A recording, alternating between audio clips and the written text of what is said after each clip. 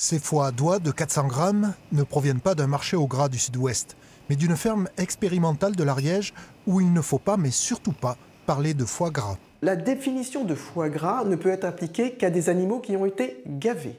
Donc ici, nous avons des foies que l'on nomme pour le moment naturellement gras, car la surcharge graisseuse s'est faite spontanément par consommation naturelle des oies et pas du tout par l'acte de gavage. L'histoire commence dans un laboratoire de l'INSERM à Toulouse. L'équipe de recherche de Rémi Burcelin comprend que le diabète et l'obésité chez l'homme sont provoqués par des bactéries dans la flore intestinale. Les malades développent un engraissement du foie, ce qui rappelle quelque chose aux chercheurs. Les oies et les canards, avant de migrer, se gavent spontanément des graines, des fruits et de l'herbe bien grasse qui est issue de l'été, et puis s'envolent. Mais pour ce faire, elles doivent accumuler de l'énergie. Cette énergie, elle accumule notamment sous forme de gras dans le foie.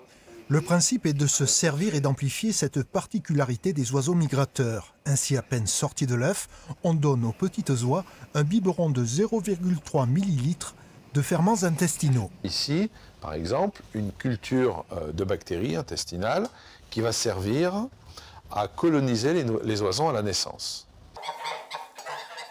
19 semaines plus tard, les oies passent à une alimentation à base de maïs. Les microbiotes sont en place et miracle, elles développent spontanément des matières graisseuses sur les abdomens et les foies. Nous avons observé que d'une part, en réglant la durée du jour et avec aussi l'installation du froid, les oies ont déjà tendance à manger naturellement davantage. Et d'autre part, grâce au microbiote que nous leur avons donné, donc aux ferments qu'on leur a administrés, l'alimentation est plus utilisée et va permettre de donner un engraissement plus important, notamment au niveau du foie. Dans le centre expérimental du Caudalais, 150 oies sont soumises à ce protocole. Dès 2020, la société Avivwell espère mettre en place une production de 10 000 oies de Toulouse à engraissement naturel. Professionnels de l'agroalimentaire et défenseurs du bien-être animal suivent l'expérience avec intérêt.